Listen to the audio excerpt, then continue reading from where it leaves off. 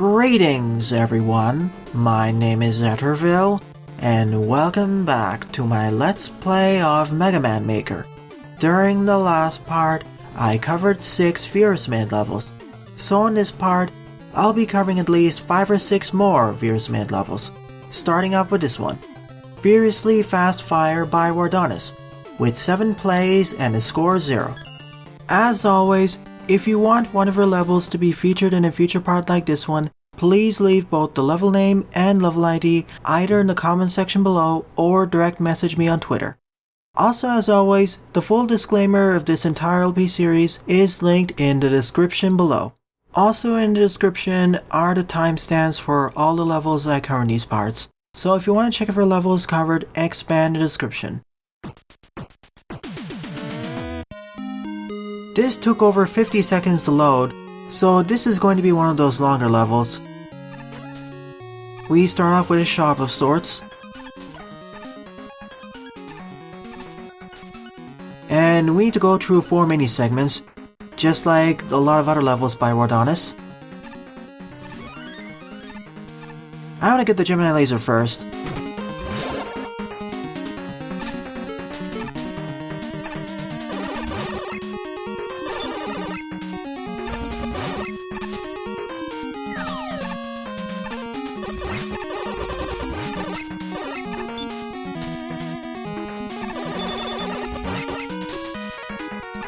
If only I had the Power Stone, I can come back here and get the E-Tank, which I probably will.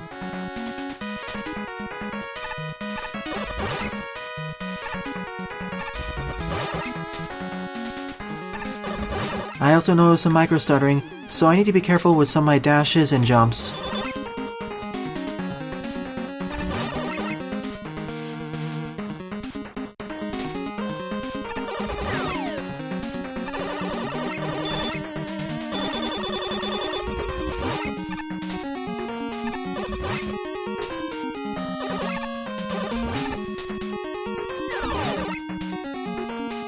Up we go!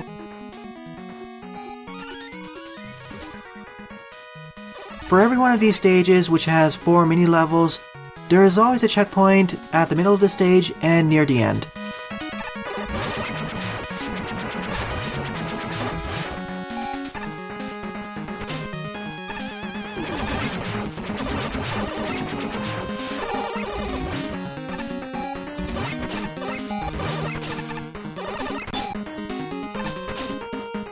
This train mat is causing a lot of problems.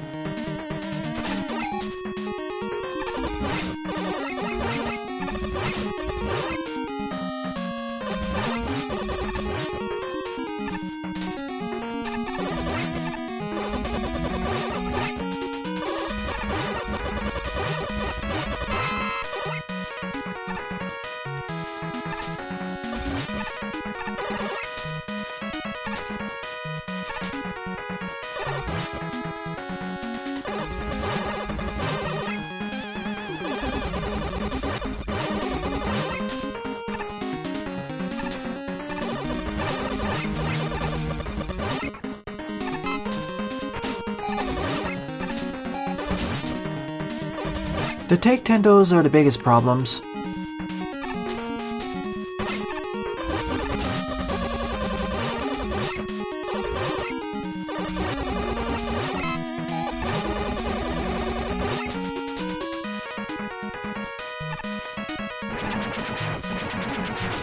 Damage boosting just in case.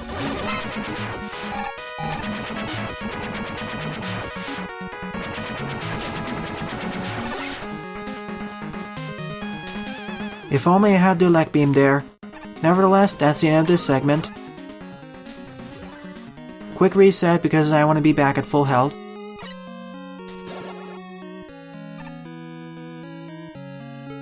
Next up, I'll gain access to the Shine.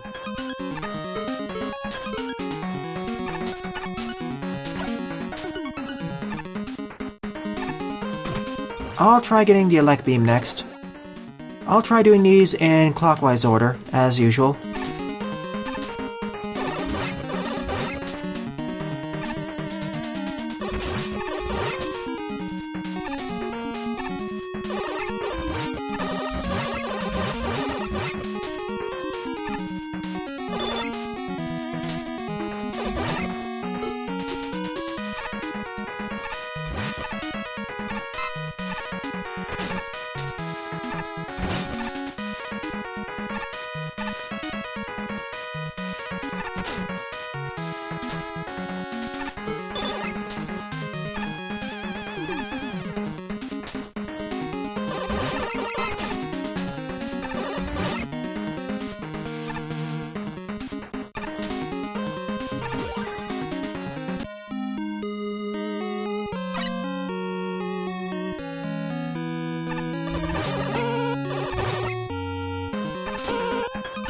That first mini section was harder than the first level.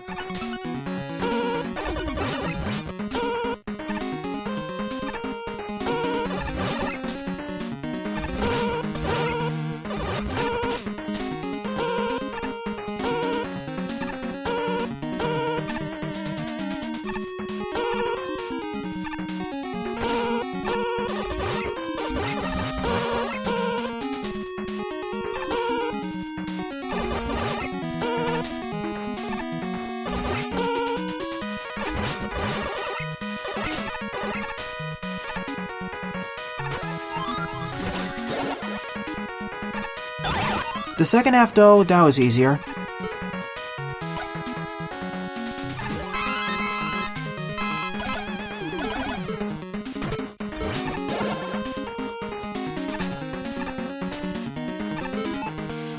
Now I gained access to the Thunder Beam and the Gravity Hold.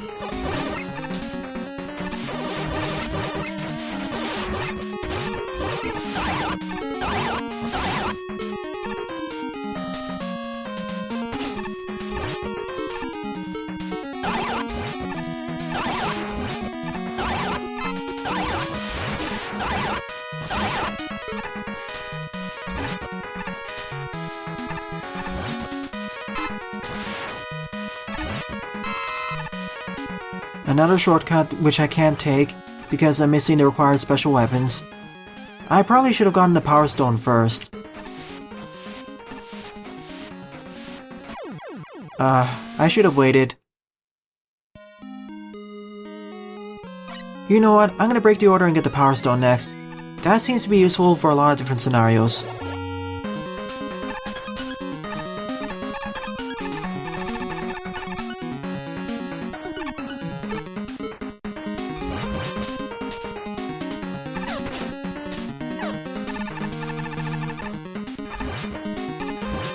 Now I have one of the correct special weapons in order, so I got a free M-Tank.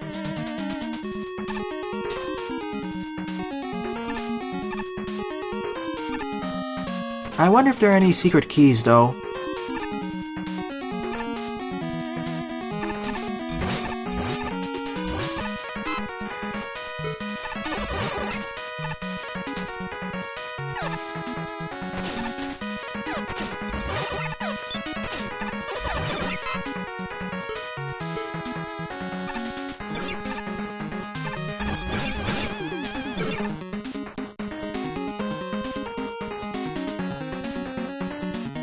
Midway point, thank you. So far, this was the easiest segment.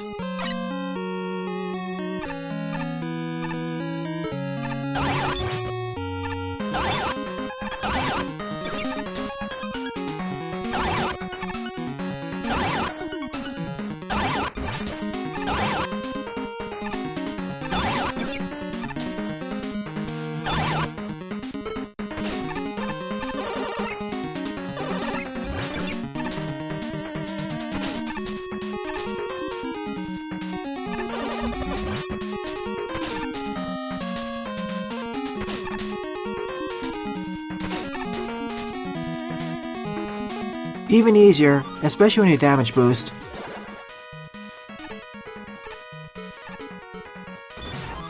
Now I have Plant Barrier.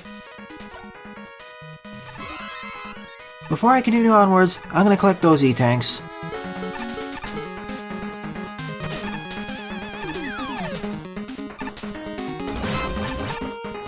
And do a quick reset as they retain themselves on quick resets. That's number one.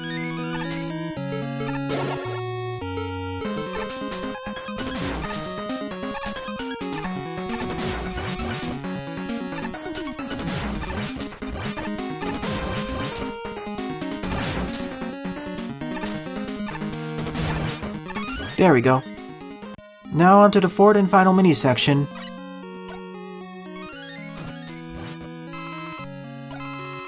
This feels easier than the previous stage I played by Wardonis. For now at least.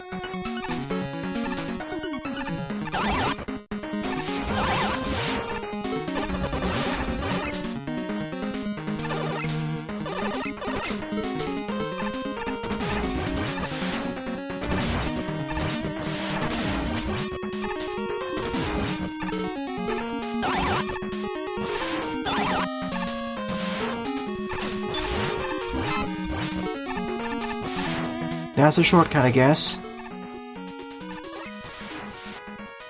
Where does it lead to?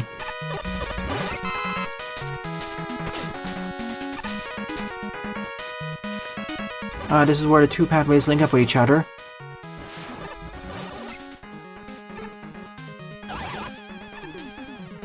And you can only access this shortcut by using the elect beam, or you have to do it the harder way.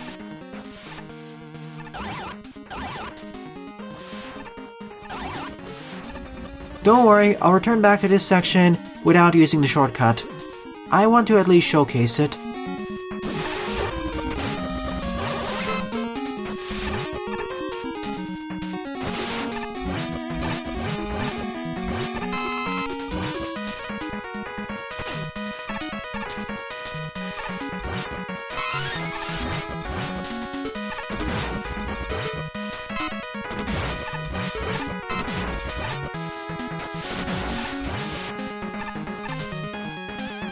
Power Stone works wonderfully here.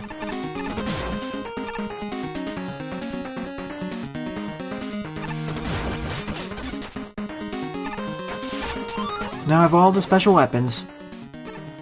Now I can obtain the drill bomb, as well as the treble boost. There are no extra keys in this stage, unless I missed any of them.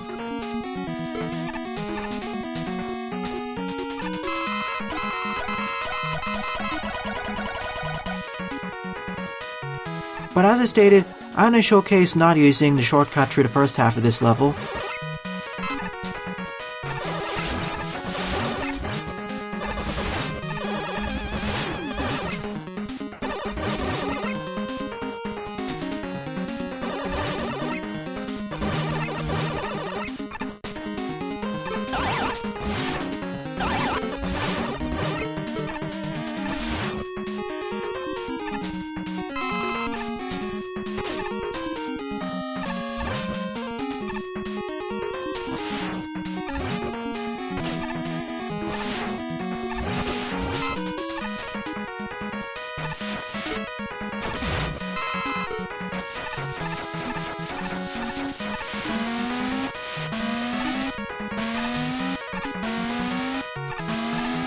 Oh, that was really simple.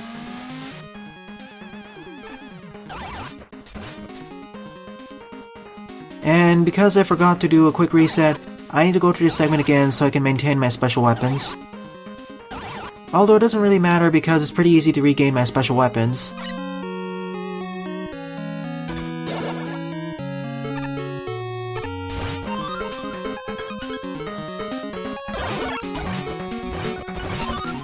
And it's all done in order, just keep hitting the right button on your quick weapon select.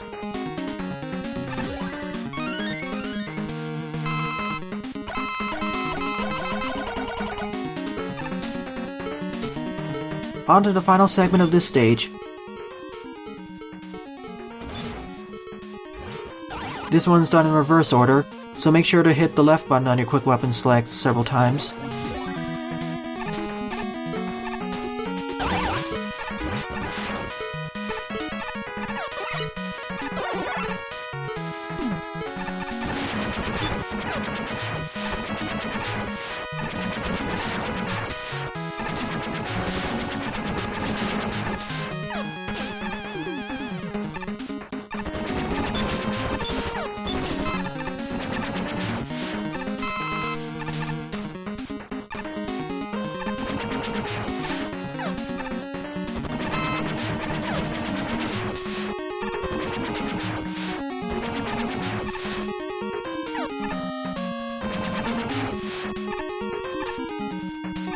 Now, if there's only a way to destroy the gyres, but I don't have the slash claw unfortunately, maybe when more Mega Man 7 assets are added to the game, or perhaps the black hole bomb from Mega Man 9, maybe that'll work.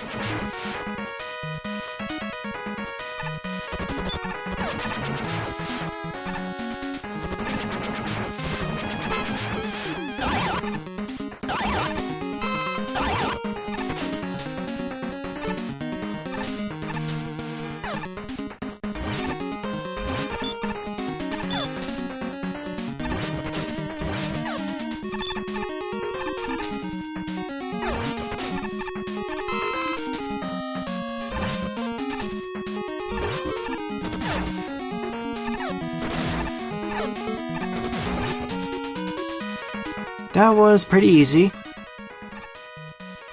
Oh sure, it did take a lot of damage, but it was a lot more fun that way. And there are no spikes there anyway, so no chance of getting insta-gibbed.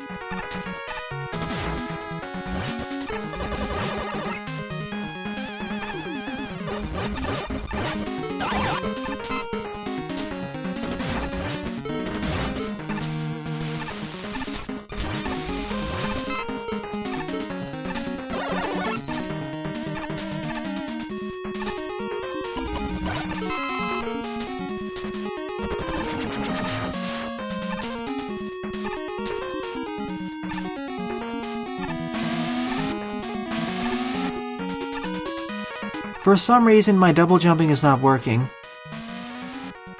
because of the minor stutter.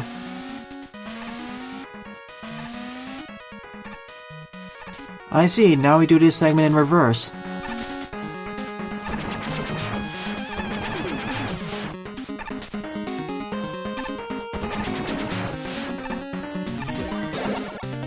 Now we face off against Sparkman.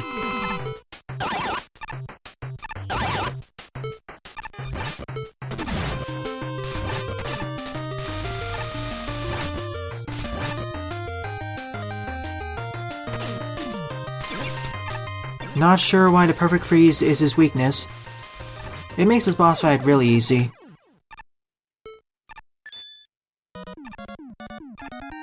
Nevertheless, this was a fun level.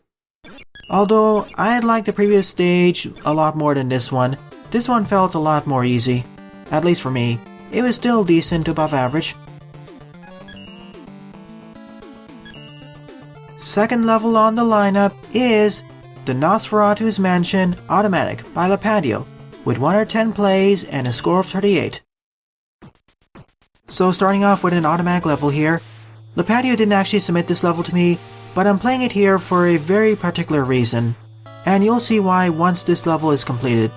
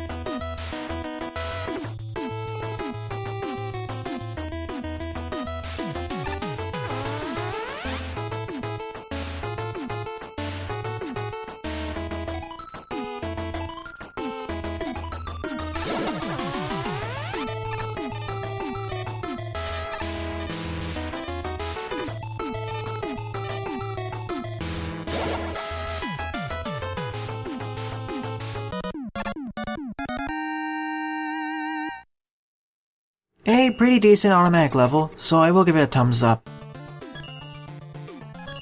The reason why I showcase this level here is because of this stage. The Nosferatus Mansion Part 2 Hard by Lipatio, with 20 plays and a score of 6. Lipatio sent this level to me, and considering it's Part 2 of the previous level, I decided to showcase Part 1. But this stage is not an automatic level, so it's going to be much harder. Although I don't know by how much, as several of Lipatio's harder levels were actually easier than several of Lipatio's normal levels.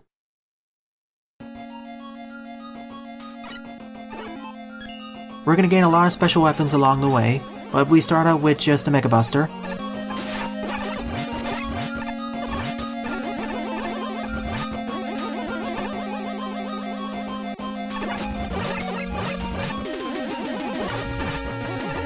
Starting out in the graveyard.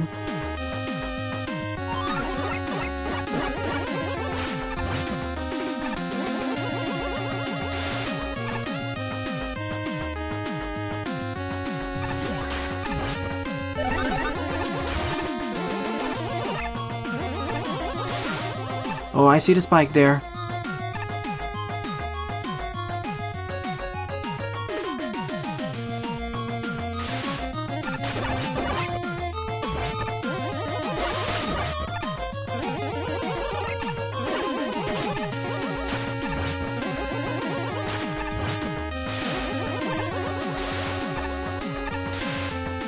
Invisible ceiling. Checkpoint placement is very generous.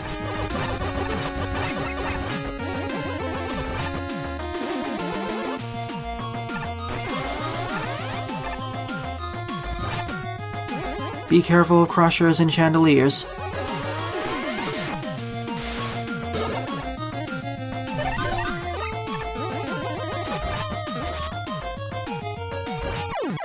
Oh, spikes. Should have known.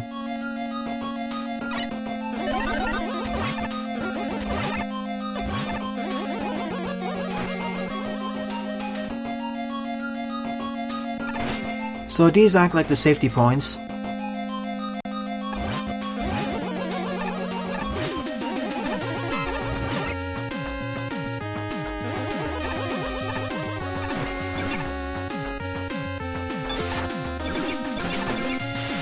Not fast enough with my double jumping.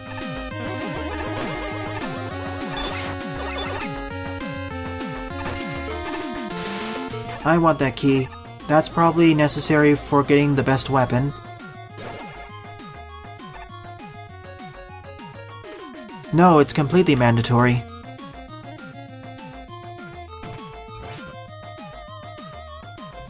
Also, thank you for putting a Yoshiki at the beginning of every section, so we don't need to do quick resets.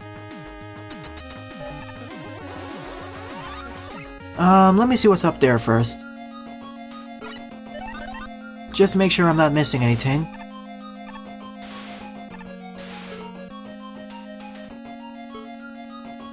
I'm missing nothing. Down we go over here. I need several special weapons in order to open those doors.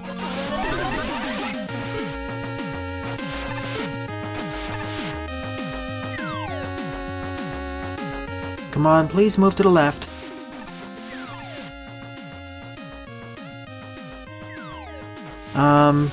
Please move to the left.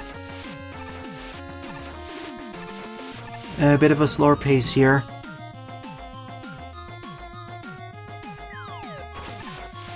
Okay, I'll just damage boost.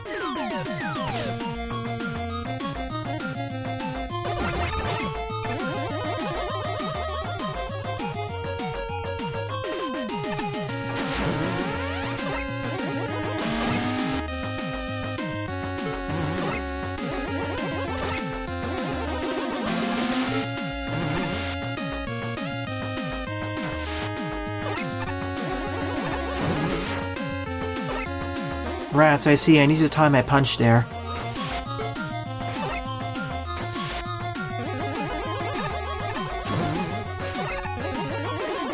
Too early.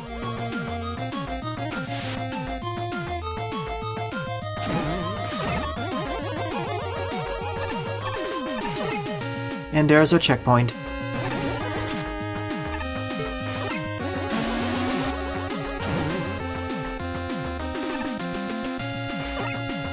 Oh, I see. I need to move it to the right first.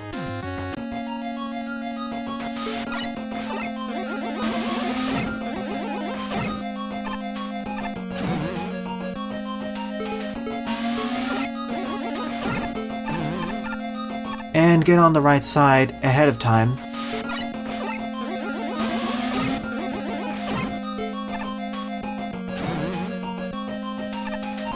Fairly straightforward.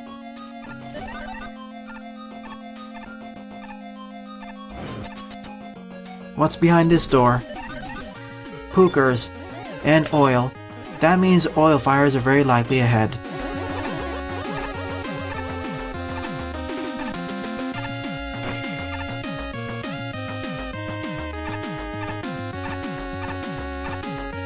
Never mind this kind of segment. This is neat. I haven't seen this gimmick combination been used before. So that's novel.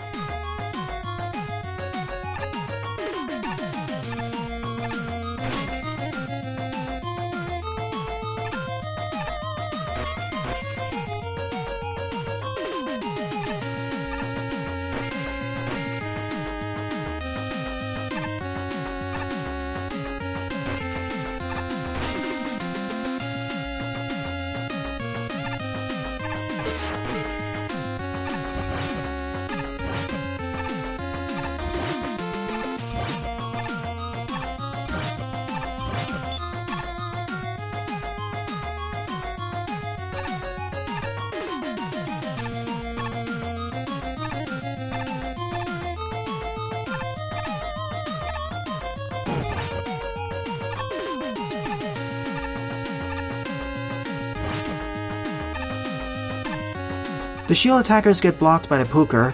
No need to panic.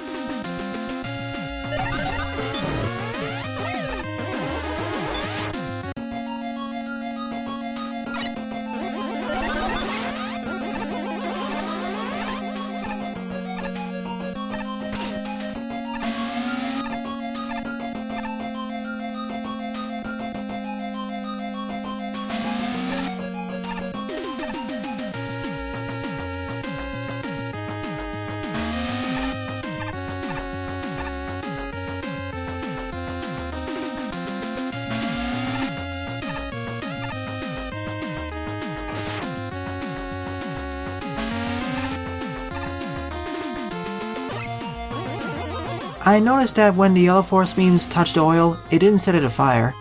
Only the red force beams can do that. There's key number 2.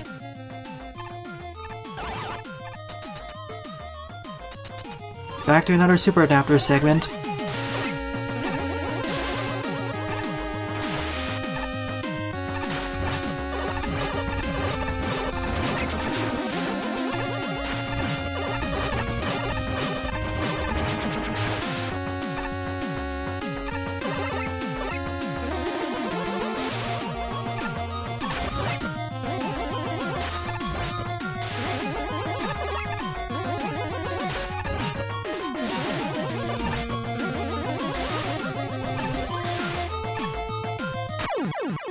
Mistimed it.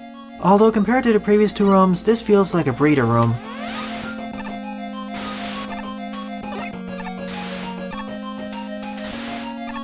It's very simple. No super adapter here so we don't break the room.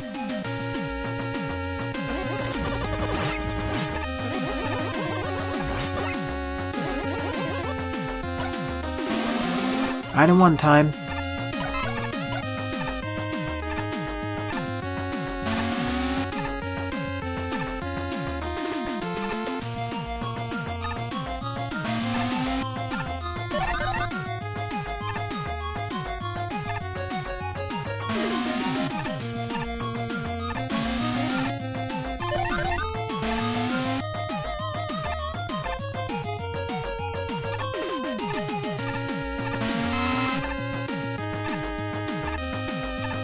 That was very straightforward.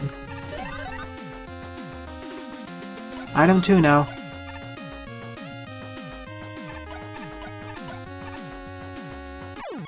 I see, timing.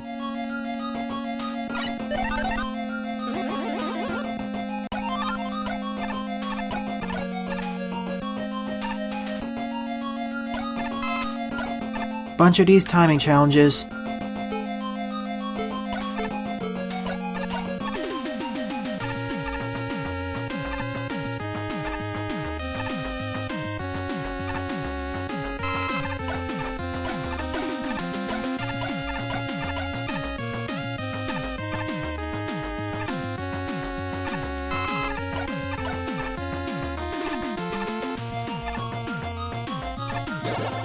Ah, that was nice. I expected to die there. Item 3. 1 section dedicated to each item.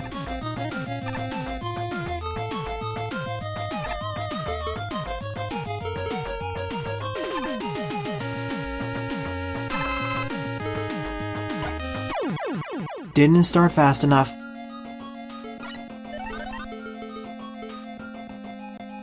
I'm gonna check if there's something to the right first, in case the level designer was a bit sneaky with their key placement.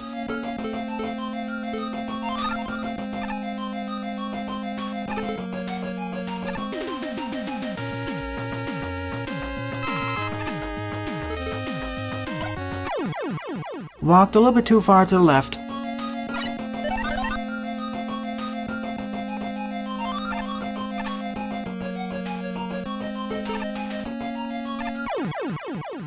Started the slide too late. The most worrisome part is when it bounces up from the ground.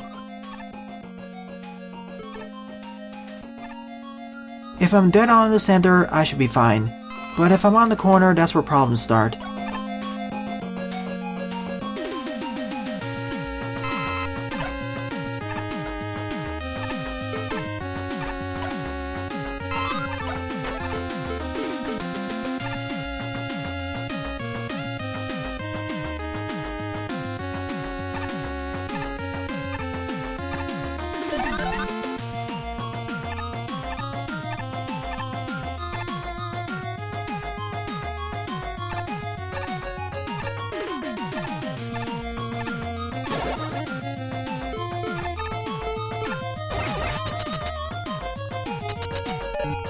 jet adapter segment. Now that I think about it, this stage has somewhat of an inconsistent difficulty curve. It started out easy, got a bit more difficult, quite difficult, and now it's become much easier. The first two sections once I entered the castle were the hardest ones. These are some of the easiest ones.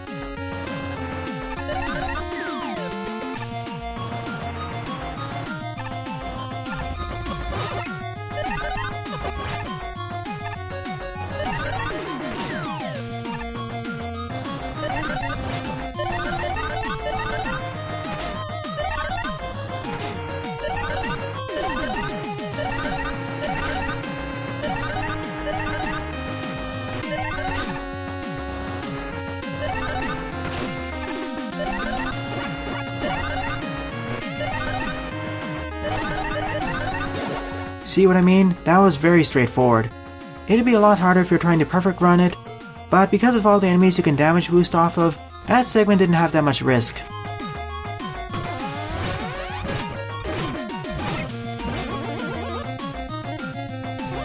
Time to face off against the boss.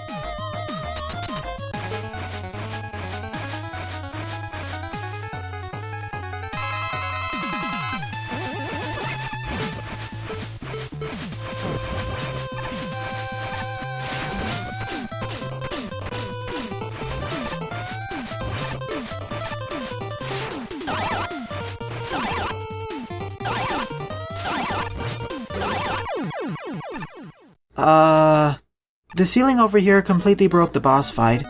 I'll take it as a win nonetheless. Out of all the levels in this part, I like it the most, but it has some design issues. The item mini sections were the easiest part of the stage, and the hardest parts were the first two mini gauntlets. If you reorder the level gauntlets, I'd like this stage more, but as it stands right now, it's a bit inconsistent. Otherwise, I feel that every challenge for the utilities were well constructed, although some need to be harder than others. Fourth level on the lineup is Mountain of Ice Pain by Croby, with 15 plays and a score of 1. Much shorter than the previous level. In this episode I had two pretty long levels, those being Fiercely Fast Fire, as was Nosferatus Mansion.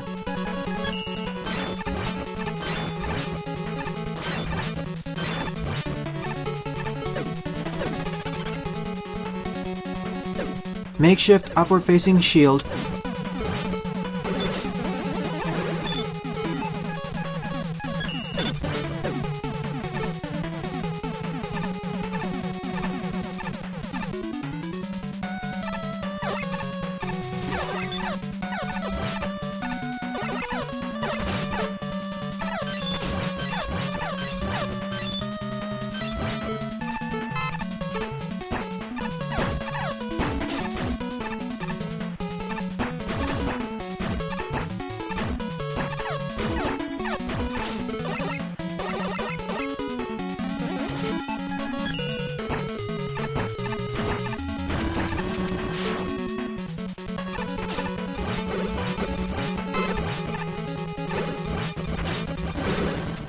Ice physics. What's up there?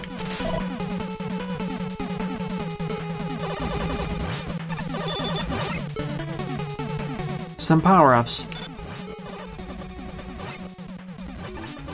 Lower rod is the power adapter and upper rod is the dive missile. I need the power adapter first to get the dive missile.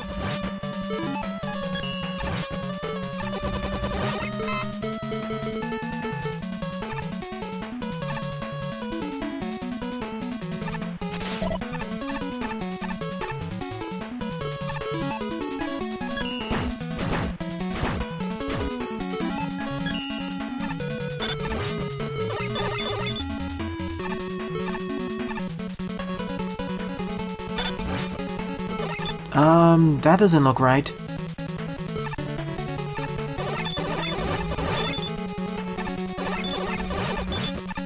Let's do it the classic way then.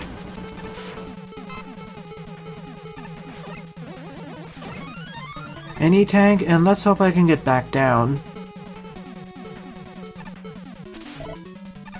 Made it on my first attempt.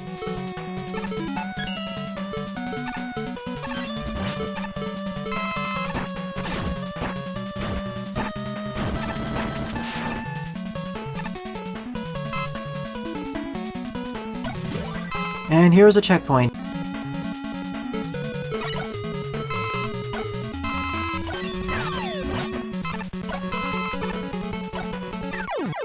Not fast enough either.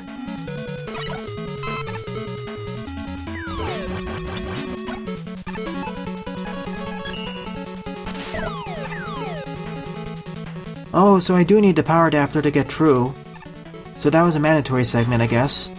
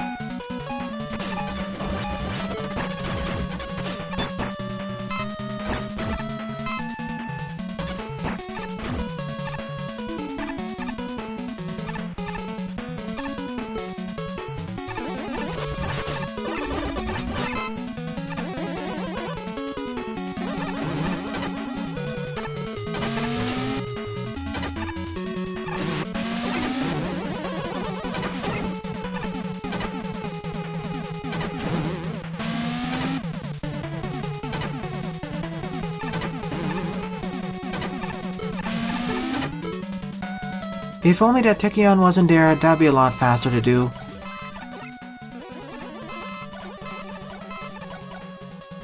Nonetheless, let's finish this stage.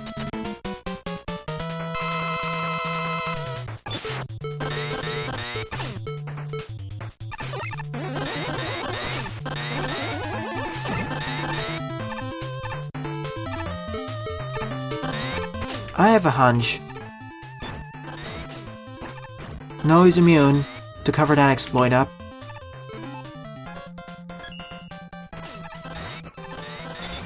Now he's trapped in with me. Let's try it again, this time with less getting hit.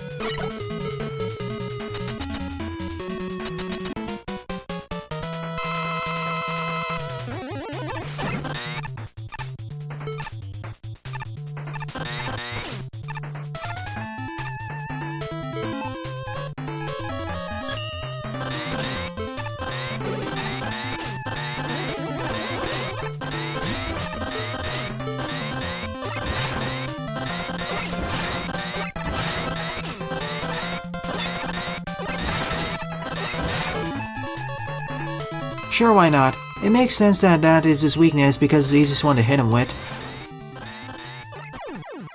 Overall, this was a neat level, especially in the second half, although it could get a bit tricky if you weren't careful. So, fifth and final level of the part is Bomberman and His Adoring Fans 2.1 by BoltGreywing, with 16 plays and a score -1. Due to the difficulty of the stage, I will be silent throughout this stage. I will be showcasing both the main path and the alternate pathway.